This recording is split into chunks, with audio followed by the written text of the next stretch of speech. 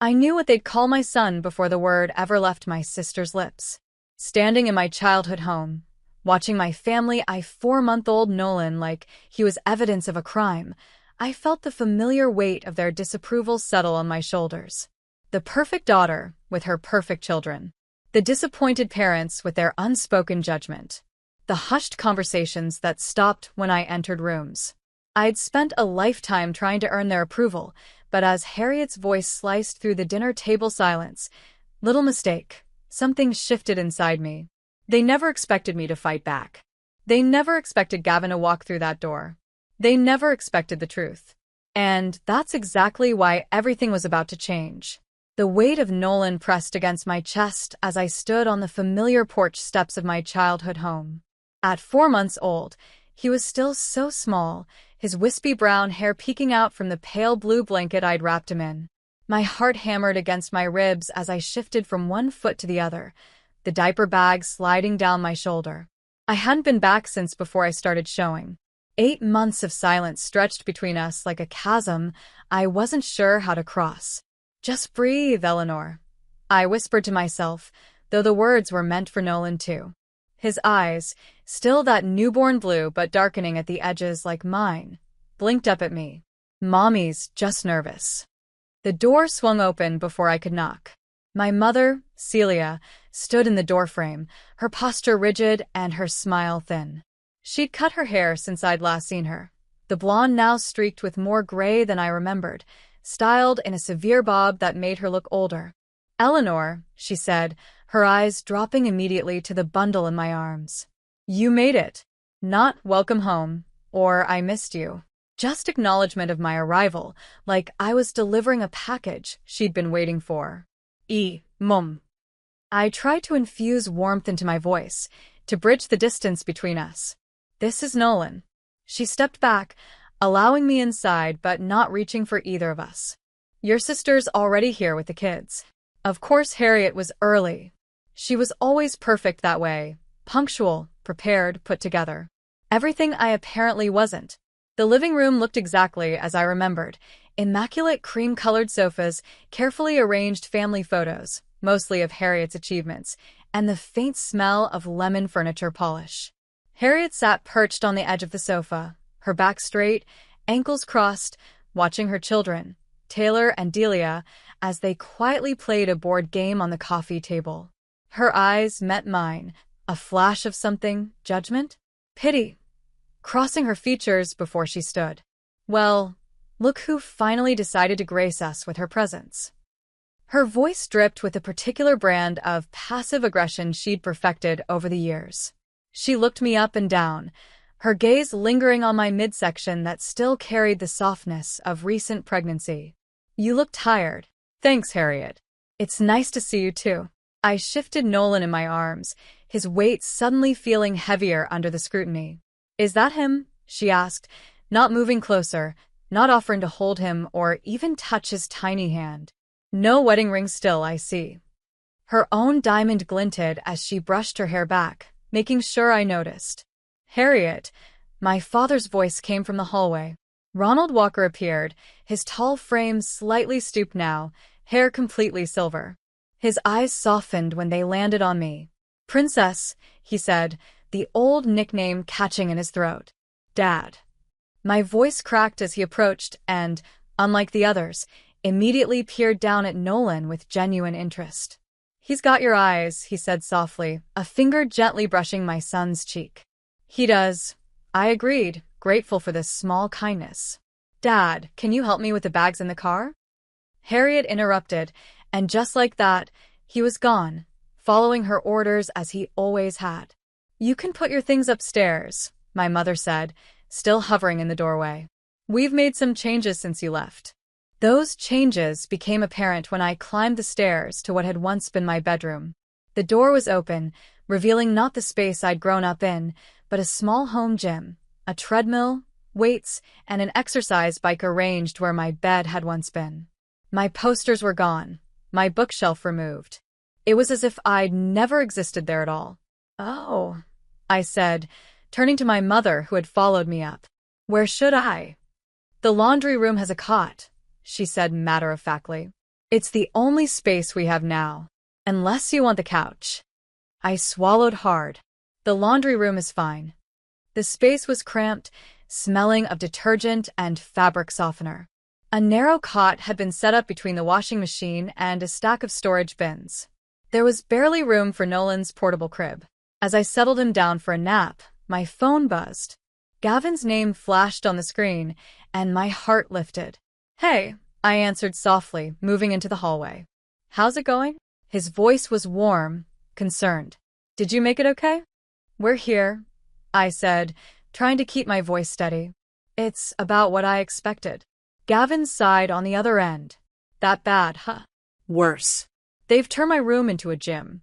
I'm sleeping in the laundry room." I tried to laugh, but it came out hollow. Jesus Eli.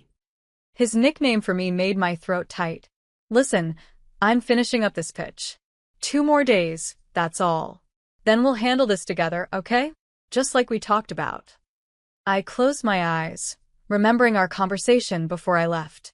How we decided it was time to tell my family the truth, that we'd reconciled during my pregnancy, that we were married now, that Nolan wasn't the mistake they all assumed he was. "I know. It's just harder being here than I thought it would be. You're the strongest person I know, Ellie.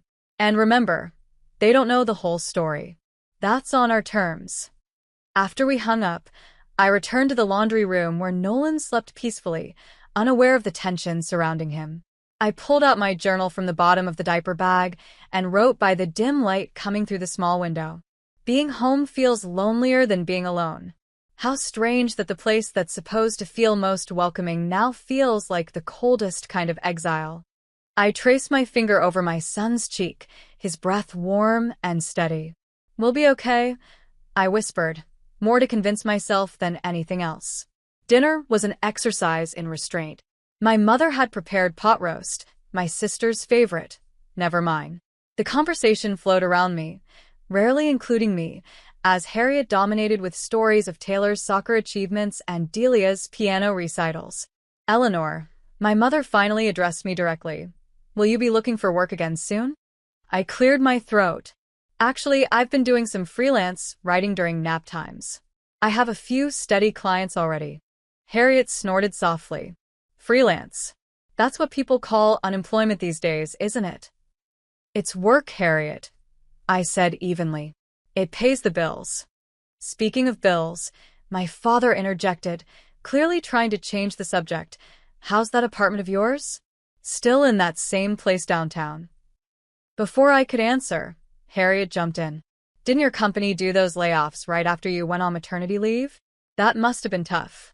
The way she said it, with that thin veneer of concern barely masking her satisfaction, made my stomach clench. Everyone at the table looked at me with what felt like pity, and I had to fight back tears. "It was unexpected," I admitted, "but things have worked out." "Have they?" my mother asked, one eyebrow raised skeptically as she glanced at Nolan, sleeping in his carrier beside me. I didn't answer. What could I say that wouldn't reveal everything before Gavin arrived? We'd planned to tell them together. About our reconciliation, our small wedding at the courthouse just weeks before Nolan was born, the new job Gavin had taken that allowed us to be more financially stable than I'd ever been. But sitting there, under their collective judgment, I felt myself shrinking back into the Eleanor they expected me to be, the failure, the disappointment, the one who could never measure up to perfect Harriet. Later that night, after everyone had gone to bed, I sat in the laundry room, feeding Nolan and thinking about how we'd gotten here.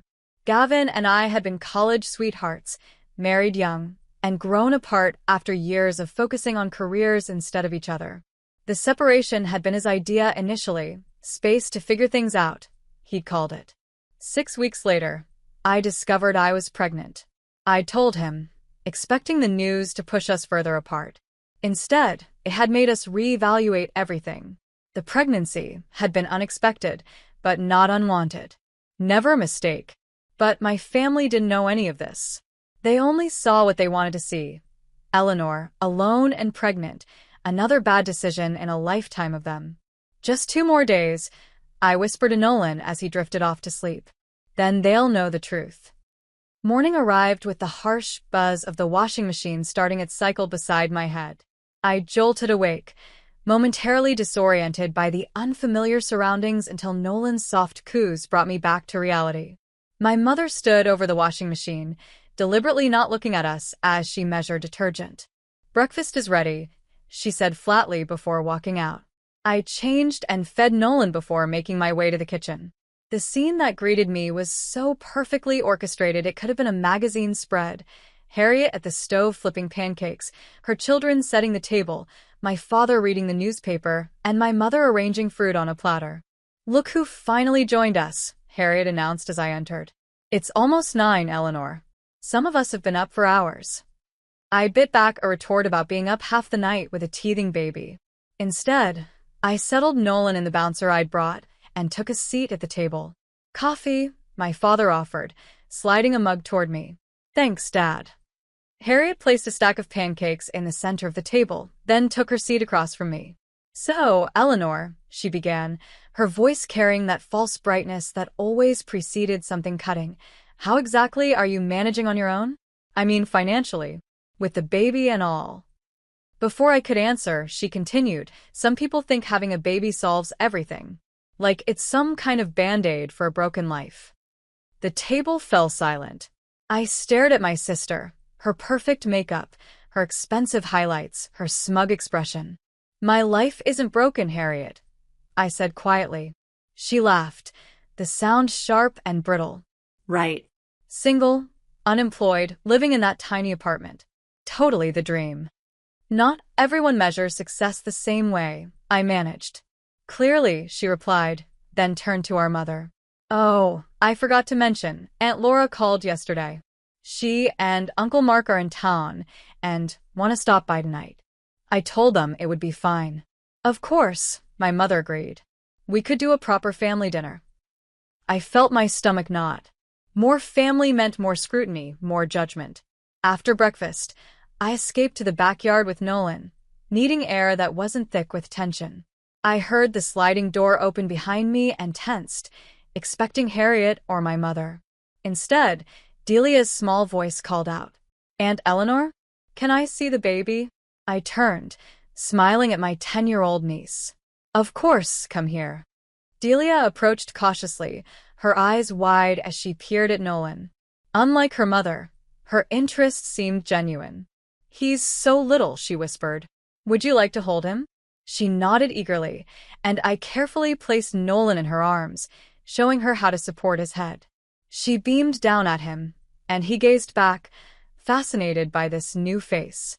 "Mom says you're having a hard time," Delia said suddenly, her voice low.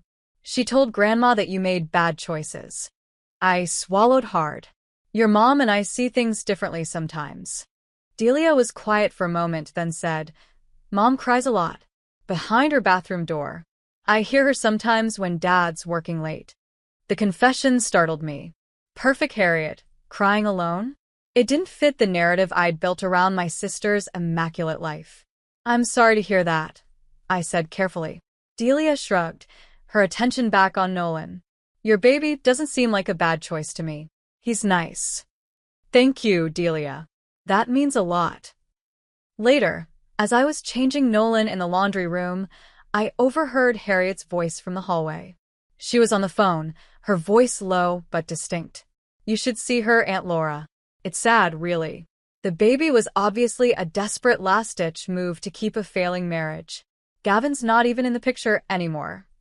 My cheeks burned with anger and humiliation. I wanted to storm out there, to confront her, to tell her how wrong she was.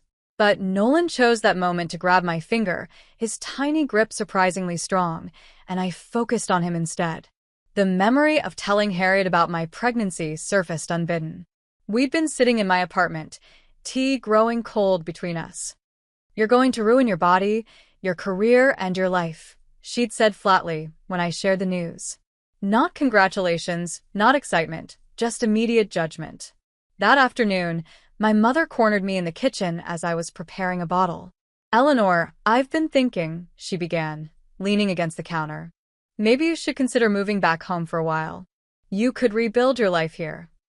I looked at her, confused. Rebuild my life? Yes, she nodded, as if it were obvious. As a single mother, you'll need support. Your old room, well, we could rearrange things. The exercise equipment could go in the garage. So the gym could be moved for me, but not before I arrived. The message was clear. I'm doing fine where I am, Mom. She sighed. Are you? Really? Because from where I stand, it looks like you're struggling. Again. The again stung. It was a reference to my past, the eating disorder in high school, the semester I'd failed 3 classes after a bad breakup, the time I'd quit a promising job to try freelancing, only to move back home for 6 months when it didn't work out. I'm not that person anymore, I said. Aren't you? Her eyes were skeptical. History tends to repeat itself, Eleanor. My phone rang, saving me from having to respond. Gavin's name flashed on the screen. Excuse me, I said, stepping out of the kitchen to answer. Hey. Gavin's voice was a balm to my frayed nerves. How's it going today? Worse than yesterday, I admitted. They're having a family dinner tonight. Aunt Laura and Uncle Mark are coming. Great, more spectators. He sighed. Listen, I might be able to get there early. The pitch went well, and I'm trying to catch an earlier flight. But I don't want to promise and disappoint you. Hope fluttered in my chest. Even a few hours early would help. I'll do my best. Love you, Ellie. Love you too. By evening, the house had transformed for dinner. My mother had brought out the good china, crystal glasses, and silver candlesticks. Aunt Laura and Uncle Mark arrived with hugs for everyone, brief, awkward ones for me, and immediately began cooing over Harriet's children. When they finally acknowledged Nolan, Aunt Laura peered into his carrier and said, "Oh, he's alert, isn't he?" As if she couldn't think of a single other positive attribute. Uncle Mark patted my shoulder. Tough break about the job, Eleanor. And, everything else. Dinner was a minefield of loaded questions and backhanded compliments. I focused on my plate, answering when directly addressed, but otherwise staying quiet. Nolan, thankfully, slept peacefully in his carrier beside me. Remember when Eleanor went through that phase in high school? Harriet said suddenly, looking around the table with a reminiscent smile that didn't reach her eyes. The whole not eating thing? Mom and Dad had to get her that therapist. My fork froze halfway to my mouth. My eating disorder wasn't a phase. It was a serious illness that had nearly hospitalized me. Harriet, my father warned quietly. What? I'm just saying, Eleanor has a history of instability, making decisions without thinking them through. She turned to Aunt Laura.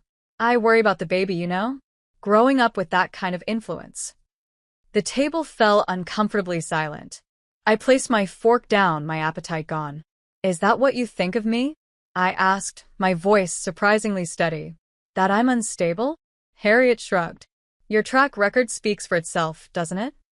Before I could respond, she leaned over to look at Nolan, who had woken up and was blinking sleepily. He looks just like Gavin, doesn't he? She said, loud enough for everyone to hear. Hope he stays around this time. The table erupted in uncomfortable laughter, and I felt my last thread of patience snap. But before I could speak, Harriet turned fully toward Nolan, her voice high and sing-song, the way people talk to babies. You ruined your mother's life. Didn't you, little mistake? The words hung in the air like a toxic cloud. I stared at my sister, unable to process that she had actually said that to my baby about my baby in front of our entire family. The worst part wasn't the cruelty of her words. It was the silence that followed. No one spoke up. No one defended Nolan or me. They all just sat there, forks suspended, eyes averted, complicit in their silence. I looked around the table, at my father, who studied his plate as if it contained the secrets of the universe, at my mother, whose lips were pressed into a thin line of disapproval, though whether at Harriet's words or my reaction, I couldn't tell, at Aunt Laura and Uncle Mark, exchanging uncomfortable glances, but saying nothing. In that moment, I had never felt more alone. I reached for Nolan, my hands shaking slightly as I unbuckled him from his carrier. He made a soft cooing sound as I lifted him, completely unaware of the ugliness that had just been directed at him. I held him close, my chin resting on his downy head, trying to decide what to do, what to say. Should I lash out? Stand up and leave? Pretend I hadn't heard? The decision was made for me when the sound of the front door opening cut through the silence. Everyone turned, startled by the unexpected interruption. It was Gavin. He stood in the doorway to the dining room, tall and solid in his navy suit, his tie loosened around his neck. In one arm, he held a bouquet of wildflowers, my favorites. In the other, a manila folder. His eyes found mine immediately, warm and full of love, before hardening as they swept across the silent table. "Sorry I'm late," he said, his voice steady and controlled. "Did I miss anything civil?" Harriet's face drained of color. "Gavin," she stammered. "We weren't expecting you. You must be exhausted from your trip." Gavin didn't smile. He walked directly to my side, bending to kiss my cheek and stroke Nolan's head gently.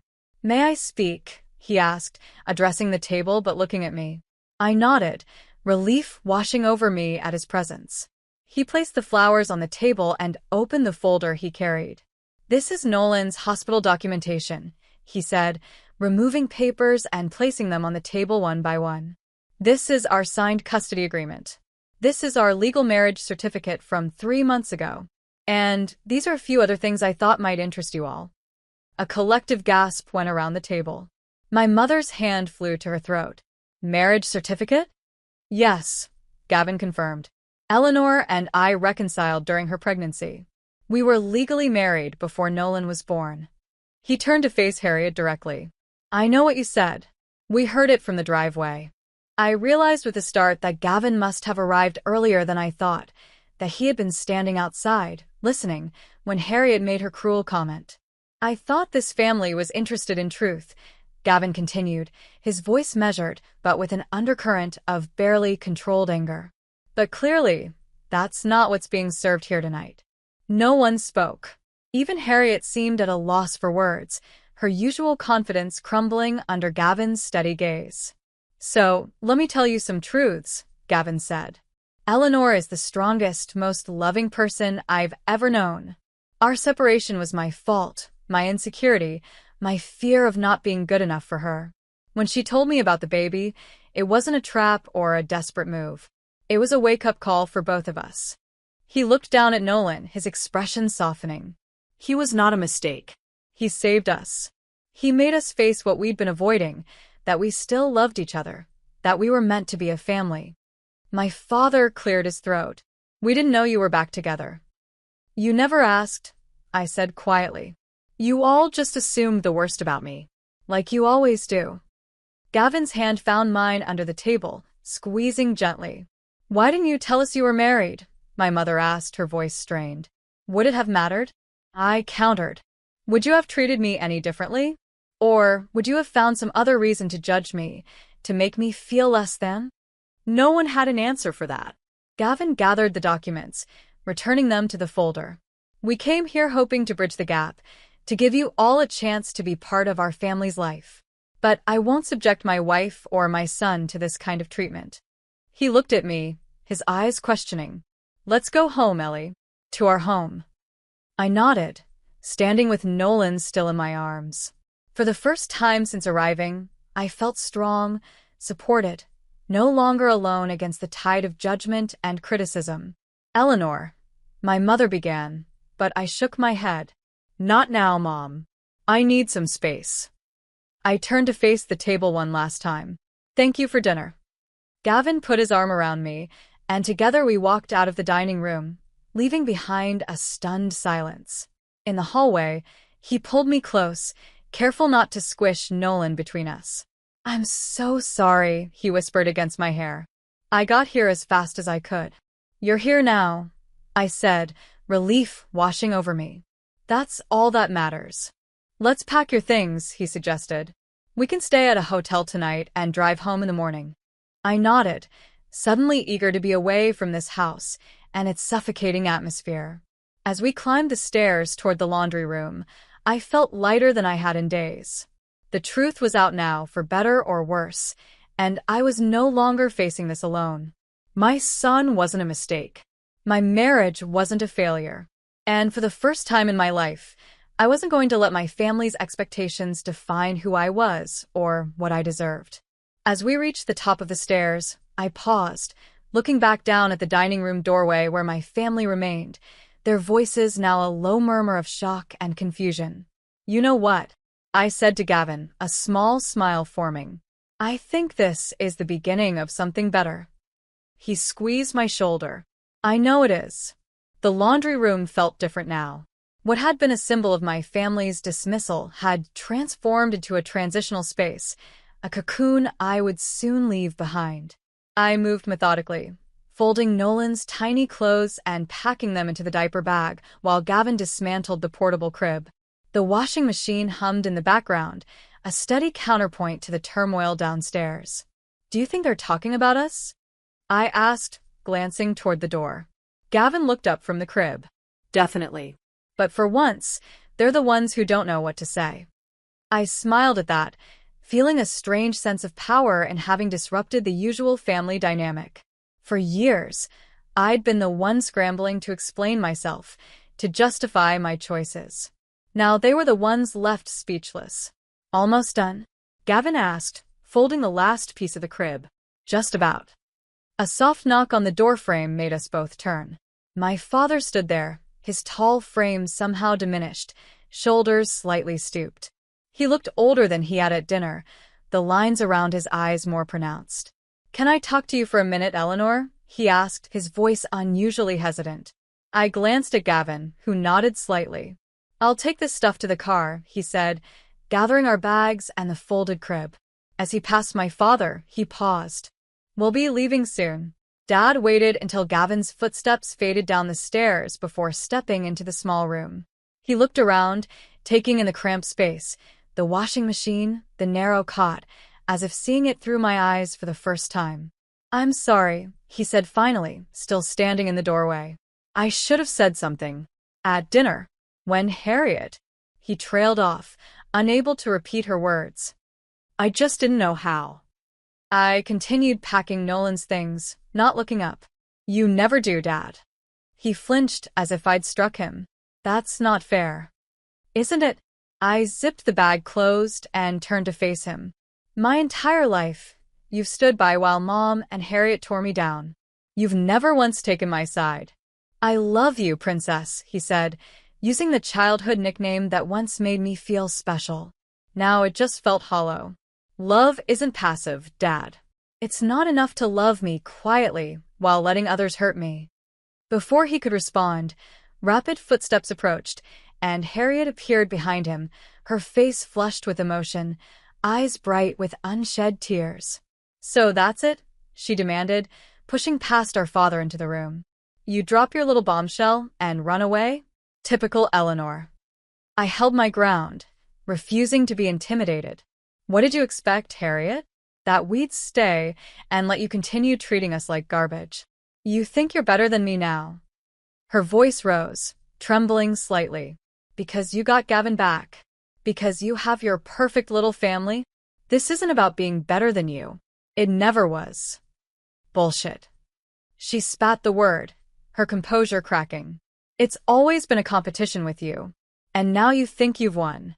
I studied my sister's face, the perfect makeup beginning to smudge, the careful facade slipping to reveal something raw and painful underneath. For the first time, I saw past her armor of superiority to the insecurity beneath. "I'm not competing with you, Harriet," I said quietly. "I never was. That was all in your head." "Easy for you to say." She laughed bitterly. "You were always the special one.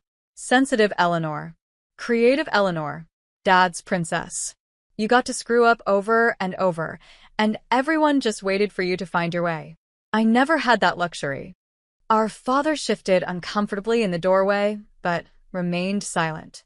"What are you talking about?" I asked. "You're the golden child. The perfect daughter. The successful one." "Perfect."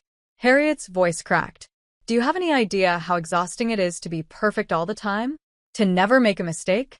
To live up to everyone's expectations?" Something in her expression made me pause. Delia's words from earlier echoed in my mind, about Harriet crying behind locked doors. What's really going on, Harriet? She crossed her arms tightly across her chest, as if holding herself together. Nothing. Everything's fine.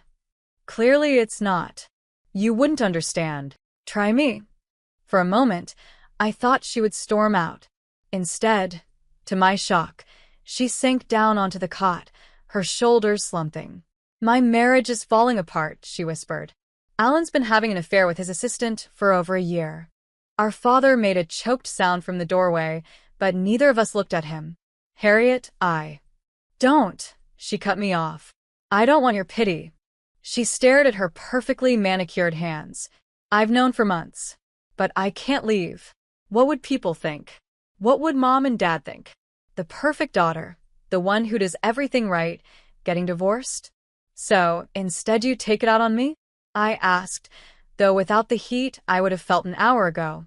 You've always had the freedom to mess up, she said, a tear finally escaping to trail down her cheek. To fall and get back up. I never did. That's not freedom, Harriet. That's just living. Well, I don't know how to do that. She looked up at me, her eyes suddenly vulnerable. I'm trapped in this life I built. This perfect image. I don't know who I am without it. I sat down beside her, leaving a careful space between us. Is that why you lashed out at Nolan? Because he represents something you wish you had. She nodded slightly, shame crossing her features. The courage to start over. To choose happiness over appearances. She wiped roughly at her tears. I'm sorry for what I said. About him being a mistake. That was cruel. Yes, it was. I agreed, not willing to let her off the hook completely. She hesitated. I've spent so much energy resenting you. For your freedom, your choices, even your mistakes.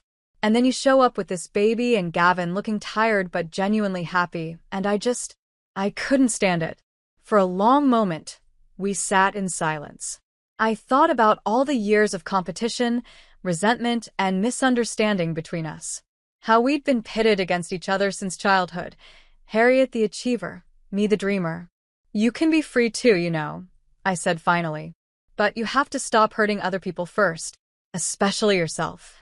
She didn't respond, but something in her posture shifted.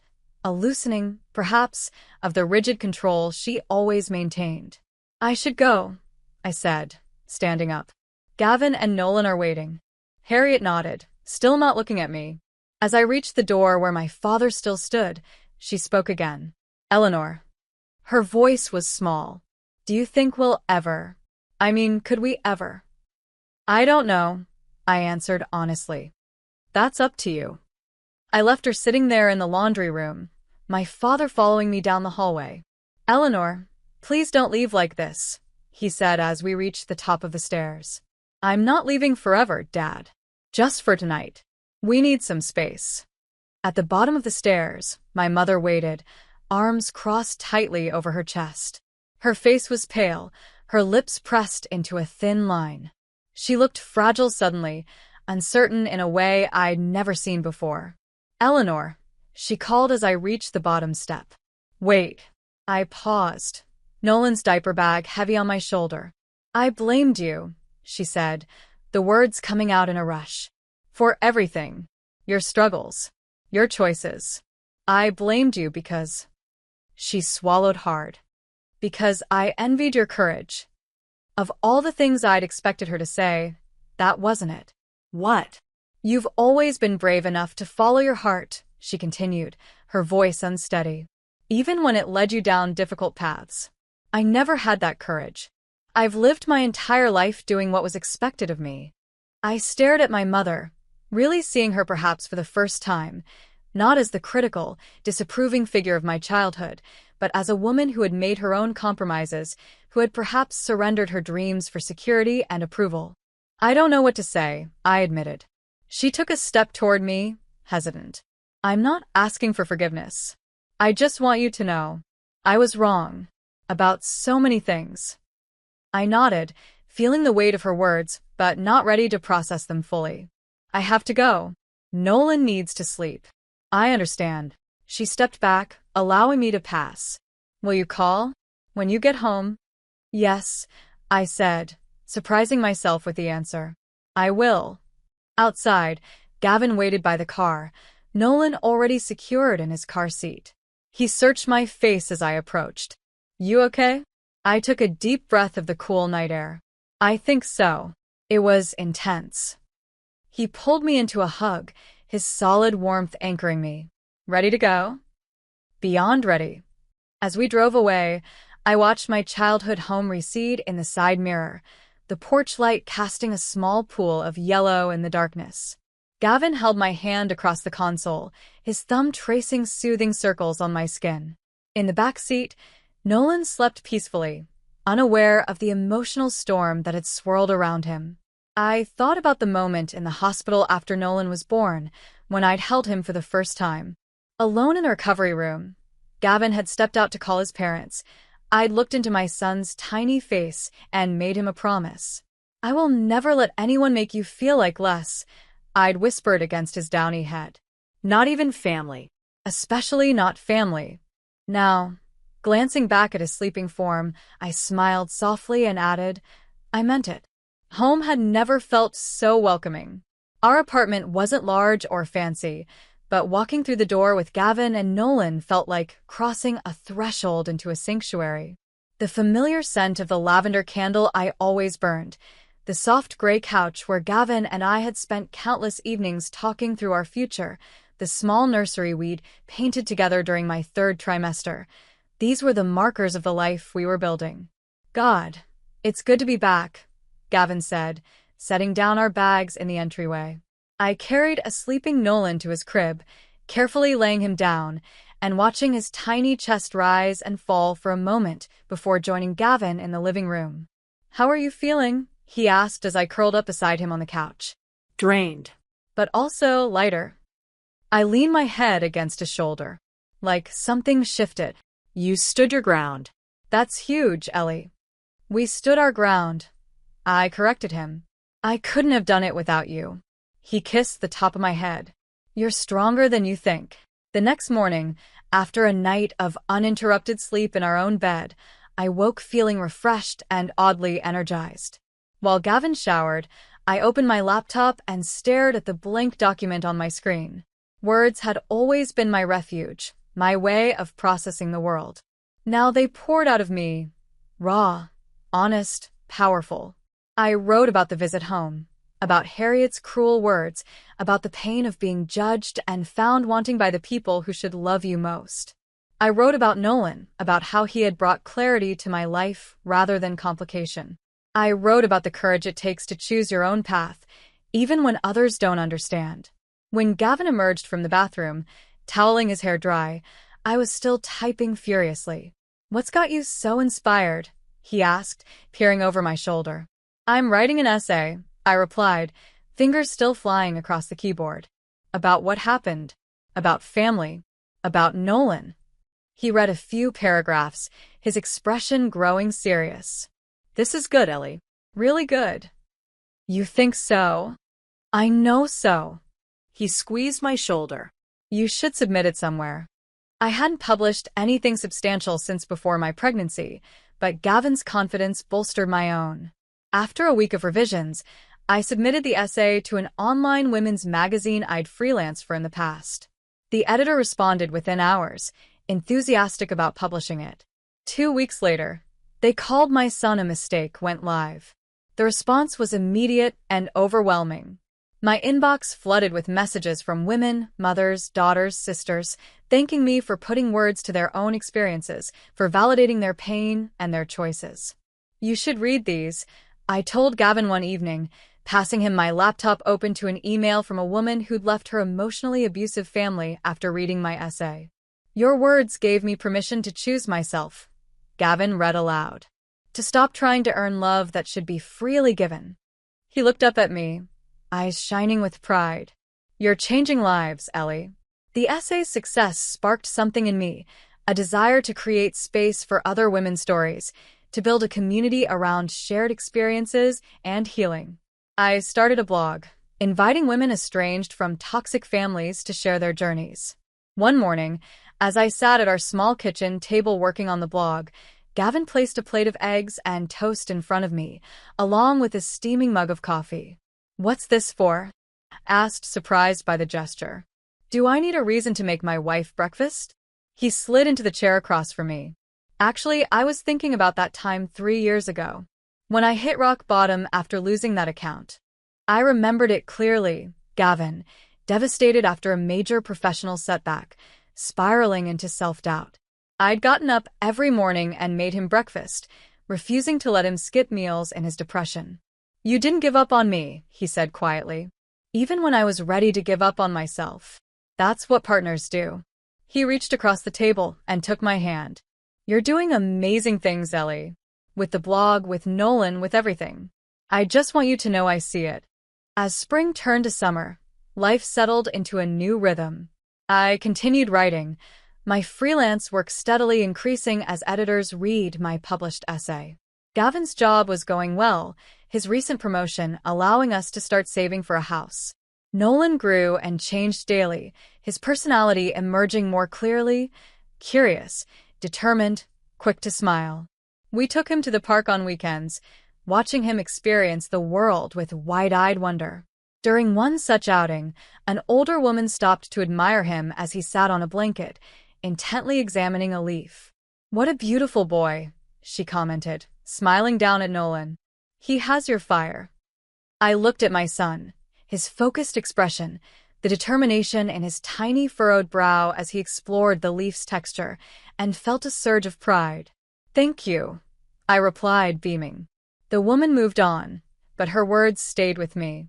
My fire, the part of me that refused to be extinguished, that had survived my family's criticism, my own self-doubt, the challenges of rebuilding a marriage and becoming a mother.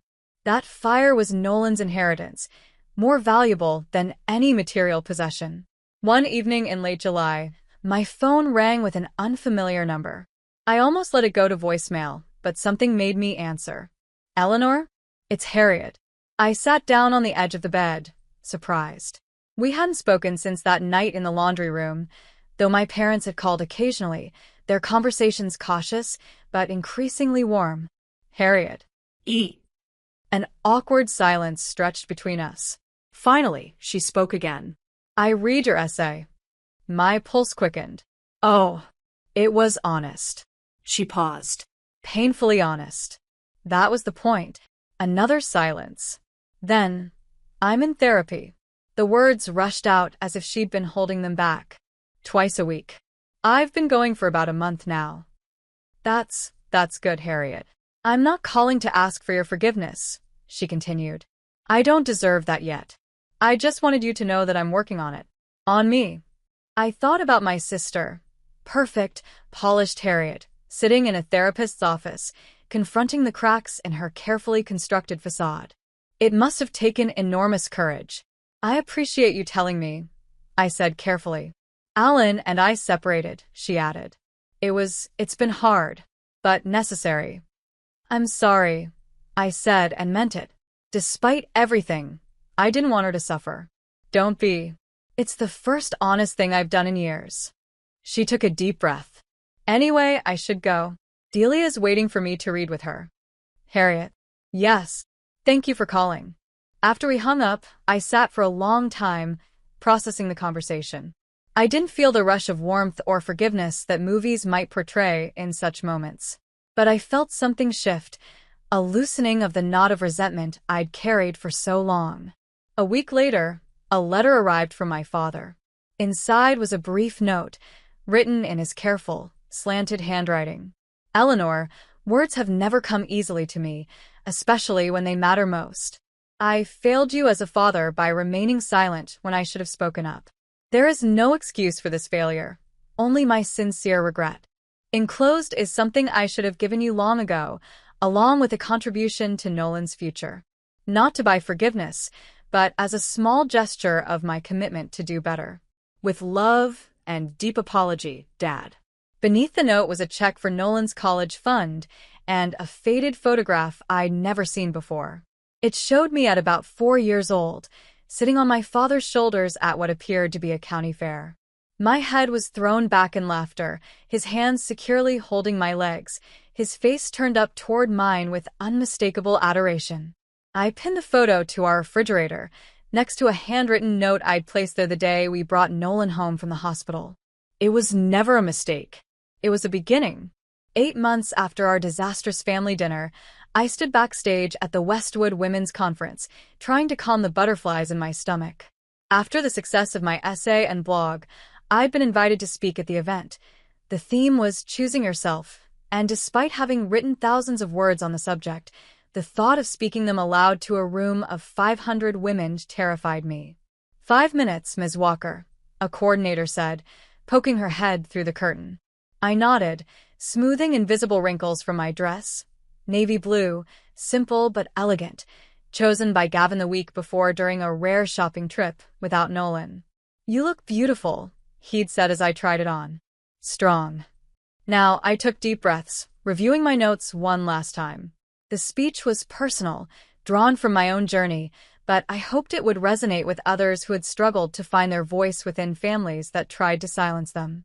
From beyond the curtain, I heard the MC introducing me, listing my accomplishments, the viral essay, the community blog that had grown to include over 10,000 members, the upcoming book deal. The applause that followed was enthusiastic. Just as I prepared to step onto the stage, a familiar sound cut through the noise. Nolan's giggle, bright and clear, from somewhere in the audience. The sound centered me, reminding me why I was here, what I was fighting for. Good evening, I began, stepping up to the podium. My name is Eleanor Walker, and a year ago, I would have been too afraid to stand before you today. As I spoke, the words flowing more easily than I'd expected, I scanned the audience. Gavin sat in the front row, Nolan on his lap, both of them watching me with identical expressions of pride. My son was almost a year old now, already trying to walk, his personality becoming more distinct each day, stubborn like Gavin, creative like me, and entirely his own person. We're taught from childhood to seek approval, I continued, to measure our worth by how well we meet others' expectations. But what happens when those expectations require us to betray ourselves, to silence our own needs and dreams? The audience was with me, nodding, some wiping away tears as I shared my story, not just the painful parts, but the healing too. The journey towards self-worth that had begun with Nolan's birth and continued each day as I learned to trust my own voice. Your voice matters, I said, approaching the conclusion of my speech. Your choices matter. You don't need permission to be whole, to set boundaries, to walk away from relationships that diminish you, even, especially, when those relationships are with family. As the applause erupted, I caught sight of a figure standing at the back of the hall, my mother. She hadn't said she was coming. We'd spoken several times in recent months, our conversations gradually warming, but always with a careful distance maintained on both sides. Now she stood alone, not clapping but watching me with an expression I couldn't quite read, pride mingled with regret, perhaps. After the speech, a line formed of women waiting to speak with me. I signed copies of printed essays, listened to their stories, hugged those who needed it. Gavin waited patiently to the side with Nolan, giving me space to connect with these women who had found something of themselves in my words. As the crowd thinned, a young woman approached, her eyes red from crying. I left my family last week, she said without preamble. After 3 years of them telling me I was worthless, that my dreams were stupid, that I'd never survive on my own. She took a shuddering breath. Your words helped me breathe. For the first time in years, I feel like I can actually breathe. I reached for her hands, holding them tightly in mine. The first step is the hardest. It gets easier. Does it ever stop hurting? She asked, her voice small. No, y unsuertunasli. But you learn to build a life where the joy outweighs the pain. After she left, Gavin approached with Nolan, who reached for me immediately, babbling excitedly. You were amazing, Gavin said, kissing my cheek. We did okay, didn't we? The question encompassed everything. Our reconciliation, our marriage, our son, the life we were building together. I nodded, bouncing Nolan gently in my arms. We did. As we gathered our things to leave, I saw my mother hesitating near the exit. She'd waited until almost everyone was gone. "You came," I said as we approached her. I wasn't sure if I should. She looked older than when I'd last seen her, the lines around her eyes deeper. But I wanted to hear what you had to say. And I prompted when she didn't continue. "You've found your voice." She smiled slightly. "It's powerful." I didn't know how to respond. We were still finding our way back to each other, if that was even possible. Some wounds don't heal completely, and that's okay. Some relationships transform rather than restore. "Would you like to get coffee sometime?" she asked. "Just the two of us?" "I'd like that," I replied, surprised to find I meant it. That night, after Nolan was asleep, I stood in his nursery, looking at the bookshelves Gavin had built. On the top shelf sat my old journal, the one I'd written in during those difficult days at my parents' house. Beside it was a fresh new one, its pages still blank, waiting for the next chapter of our story. I thought about the journey of the past year, from isolation to community, from silence to speech, from shame to pride, from a woman who let others define her worth to one who stood on a stage and helped others find their own voice. Leaning over Nolan's crib, I watched him sleep, his little chest rising and falling peacefully. "You changed everything," I whispered, gently touching his cheek. "You made me brave." In standing up for him, I'd finally learned to stand up for myself. In protecting him from others' judgment, I'd freed myself from its power. In loving him unconditionally, I'd learned what I deserved all along. They called him a mistake, but he was the reason I stopped letting people treat me like one. What would you sacrifice to protect the ones you love from the people who should love you most? If Eleanor's journey resonated with you, please hit that like button, subscribe for more powerful stories, and share in the comments how you found the courage to choose yourself.